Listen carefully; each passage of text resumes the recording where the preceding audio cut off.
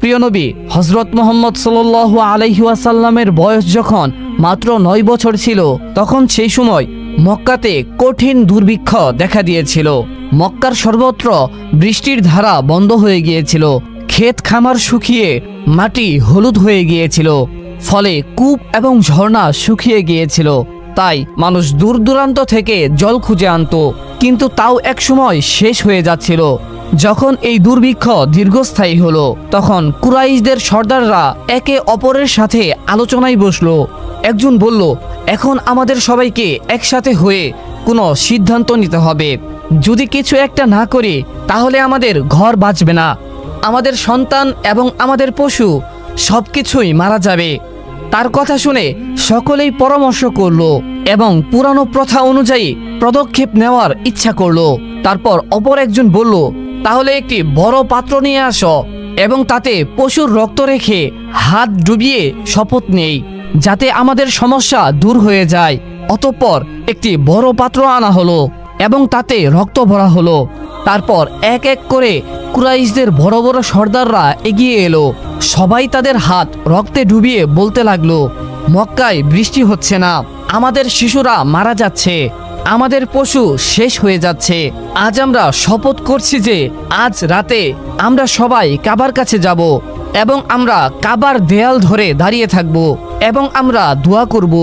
আমরা ততক্ষণ পর্যন্ত দোয়া করব যতক্ষণ পর্যন্ত না বৃষ্টি আসে। যদি বৃষ্টি না আসে তবে আমরা সেখানেই মারা যাব, কিন্তু কাবার দেয়াল ছাড়ব না। অতঃপর যখন মাঝরাত ঘনিয়ে এলো, তখন বড় বড় লোকেরা যারা রক্তে হাত ডুবিয়ে শপথ করেছিল, তারা ধীরে ধীরে তাদের ঘর থেকে বের হতে লাগলো এবং কাবা শরীফের দিকে রওনা দিল। সেই লোকেদের মধ্যে হযরত মুহাম্মদ সাল্লাল্লাহু আলাইহি ওয়াসাল্লামের চাচা আবু তালেবও অন্তর্ভুক্ত ছিলেন। তখন শিশু মুহাম্মদ সাল্লাল্লাহু আলাইহি ওয়াসাল্লাম এটি দেখে তার কাছে এলেন এবং নরমভাবে তাকে জিজ্ঞাসা করলেন, চাচা যান, আপনি কোথায় যাচ্ছেন? তখন আবু তালেব থামলেন এবং নিজের ভাতিজার দিকে তাকিয়ে জবাব দিলেন, হে আমার ভাতিজা, তুমি কি জানো না আমাদের মক্কা শুকিয়ে আছে এবং বৃষ্টি বন্ধ আছে আর জলের অভাবে সবাই পেরেশান হয়ে গিয়েছে। এই জন্য আমরা সবাই রক্তে হাত ডুবিয়ে শপথ করেছি যে যতক্ষণ বৃষ্টি না আসে ততক্ষণ আমরা কাবার দেয়াল ধরে দাঁড়িয়ে থাকব। আজকে সেই প্রতিশ্রুতি পূরণ করতে যাচ্ছি। এটি শুনে আল্লাহর প্রিয় নবী হযরত মুহাম্মদ সাল্লাল্লাহু আলাইহি ওয়াসাল্লাম নিজের চাচা আবু তালেবের দিকে তাকালেন এবং নরমভাবে বললেন, চাচা যান, আপনি আমাকে আপনার সাথে নিয়ে চলুন। তখন আবু তালেব উত্তর দিলেন, না বেটা, সেখানে মক্কার বড় বড় লোকেরা জড়ো হবে, এরা সবাই কুরাইশদের সর্দার। যদি আমি সেখানে একটি শিশুকে নিয়ে যাই তাহলে সেই লোকেরা কি বলবে? কিন্তু ছোট্ট মুহাম্মদ সাল্লাল্লাহু আলাইহি ওয়াসাল্লাম আবারও জোর করলেন। আবু তালেব নিজের ভাতিজাকে অত্যন্ত ভালোবাসতেন। ভাতিজার এই জিদ দেখে তার মন মানল না। অবশেষে সে বললেন, ঠিক আছে, তাহলে চলো আমার সাথে। এভাবে আবু তালেব তার ছোট্ট ভাতিজা হযরত মুহাম্মদ সাল্লাল্লাহু আলাইহি ওয়াসাল্লামের হাত ধরলেন এবং নিয়ে যেতে লাগলেন। অতঃপর দুজনেই একসাথে চলতে চলতে পবিত্র কাবার কাছে পৌঁছে গেলেন। ওদিকে মক্কার বড় বড় সর্দার এক এক করে কাবার কাছে জড়ো হলেন। গণনা অনুযায়ী সেখানে মোট ৩২ জন মানুষ উপস্থিত ছিলেন। এরা তারাই ছিলেন যারা অঙ্গীকার করেছিলেন যে যতক্ষণ বৃষ্টি না আসে ততক্ষণ আমরা কাবার দেয়াল ধরে রাখব। যখন মক্কার সাধারণ লোকেরা খবর পেল, তখন তারাও তাদের ঘর থেকে বের হতে লাগলো। পুরুষরা, মহিলারা, শিশুরা এবং বৃদ্ধরা সবাই এই আশায় খানে কাবার দিকে অগ্রসর হলো যে হয়তো আজ বৃষ্টির জন্য কোনো পথ বেরিয়ে আসবে। ফলে ধীরে ধীরে খানে কাবার চারপাশে মানুষের ভিড় বাড়তে লাগলো। দেখে মনে হচ্ছে পুরো মক্কা যেন এক জায়গায় জড়ো হতে লাগলো। কিন্তু সেই ৩২ জন সর্দার যারা রক্তে হাত ডুবিয়ে শপথ করেছিলেন, তারা সবাই কাবার একেবারে কাছে দাঁড়িয়ে গেলেন। এদের সাথে আবু তালেব তার নিজের ভাতিজা হযরত মুহাম্মদ সাল্লাল্লাহু আলাইহি ওয়াসাল্লামকে সাথে নিয়ে এসেছিলেন। যখন সেই লোকদের নজর একটি শিশুর উপর পড়ল, তখন তারা সবাই অবাক হয়ে গেল। তৎক্ষণাৎ একে অপরের দিকে তাকাতে লাগলো এবং আবু তালেবের দিকে দৃষ্টি নিবদ্ধ করলো। তারপর কিছু লোক রাগের সাথে বলে উঠল, হে আবু তালেব, তুমি এটা কি করলে? তুমি এই বাচ্চাটাকে তোমার সাথে কেন নিয়ে এসেছ? তুমি কি জানো না আমরা সবাই মক্কার বড় বড় লোক, এই বাচ্চার তো এখানে কোনো কাজ নেই। আবু তালেব এই কথা শুনে নিজের ভাতিজার দিকে তাকালেন এবং নরম স্বরে বললেন, হে আমার ভাতিজা, যাও পিছনে গিয়ে বসে পড়ো। আল্লাহর প্রিয় নবী হযরত মুহাম্মদ সাল্লাল্লাহু আলাইহি ওয়াসাল্লাম সঙ্গে সঙ্গে পিছনে সরে গেলেন এবং মজমার পিছনে গিয়ে বসে পড়লেন। অতঃপর সেই ৩২ জন সর্দার এগিয়ে এলেন এবং সবাই কাবা ঘরের দেয়াল শক্ত করে ধরলেন। তারপর একসাথে উচ্চ স্বরে ডাকাডাকি করতে লাগলেন, হে কাবাকে সৃষ্টিকারী আল্লাহ, আমাদের উপর পানি বর্ষণ করো, বৃষ্টি দান করো। সবাই কাঁদতে কাঁদতে দোয়া করতে লাগলেন, কিন্তু আকাশে কোনো মেঘ এলো না। এভাবেই দোয়া করতে করতে পুরো রাত কেটে গেল, কিন্তু কোনো কাজ হলো না। অতঃপর যখন সকাল হলো তখনও আকাশে বৃষ্টির কোনো চিহ্ন ছিল না, মেঘ এলো না এবং বৃষ্টি হলো না। জমিন তেমনি শুকনো রইল। সূর্য আস্তে আস্তে উপরে উঠে এলো।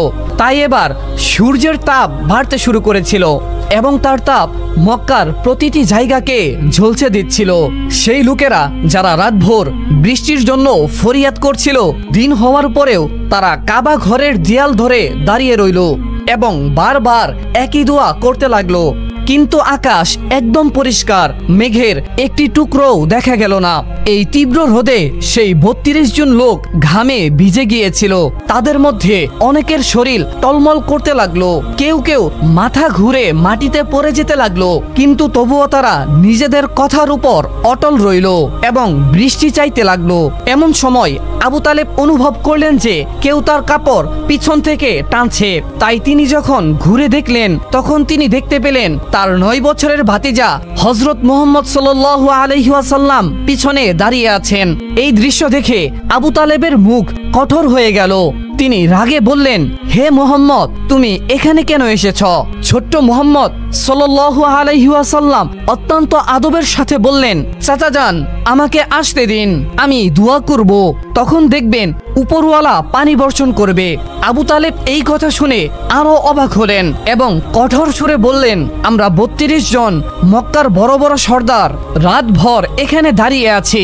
আমরা সবাই বৃষ্টির জন্য ফরিয়াদ করেছি, কিন্তু উপরওয়ালা পানি বর্ষণ করেননি এবং তুমি মাত্র ৯ বছরের ছেলে, তুমি দোয়া করবে আর বৃষ্টি বর্ষণ হবে? যাও গিয়ে নিজের জায়গায় বসে পড়ো। চাচার মুখে এমন কথা শুনে আল্লাহর প্রিয় নবী হযরত মুহাম্মদ সাল্লাল্লাহু আলাইহি ওয়াসাল্লাম আস্তে আস্তে পিছনে সরে গেলেন এবং গিয়ে নিজের জায়গায় বসে পড়লেন। এরপর সেই ৩২ জন লোক আবারও বৃষ্টির জন্য ফরিয়াদ করতে লাগলেন। সবাই একসাথে উচ্চ স্বরে পুনরায় বলছিল, হে কাবাকে সৃষ্টি করনেওয়ালা, আমাদের উপর পানি বর্ষণ করো। এভাবে সময় গড়াতে লাগলো। ২ থেকে ৩ ঘন্টা আরো চলে গেল, কিন্তু আকাশ তেমনই পরিষ্কার রইল না। মেঘ এলো না, বৃষ্টির কোনো চিহ্ন দেখা গেল। জমিনে তাপ আরো বেড়ে গিয়েছিল। সূর্যের তাপে লোকেরা নিস্তেজ হয়ে যাচ্ছিল। এমন সময় হঠাৎ আবু তালেব আবারও অনুভব করলেন যে কেউ তার কাপড় পিছন থেকে টানছে। তাই সে আবারও ঘুরে দেখলেন ছোট্ট মুহাম্মদ সাল্লাল্লাহু আলাইহি ওয়াসাল্লাম দাঁড়িয়ে আছেন। তখন আবু তালেবের মুখে রাগের চিহ্ন দেখা গেল। তিনি কঠোর সুরে বললেন, হে আমার ভাইপো মুহাম্মদ, তুমি আবার এখানে কেন এসেছ? এটা শুনে প্রিয় নবী সাল্লাল্লাহু আলাইহি ওয়াসাল্লাম অত্যন্ত নরম স্বরে বললেন, চাচা যান, আমি এবার পানি চাইতে আসিনি, আমি তো আপনার ঘাম মুছতে এসেছি। ফলে নবী করিম সাল্লাল্লাহু আলাইহি ওয়াসাল্লাম নিজের চাদর সামলালেন এবং ভালোবাসার সাথে নিজের আপন চাচা আবু তালেবের মুখ থেকে ঘাম মুছলেন।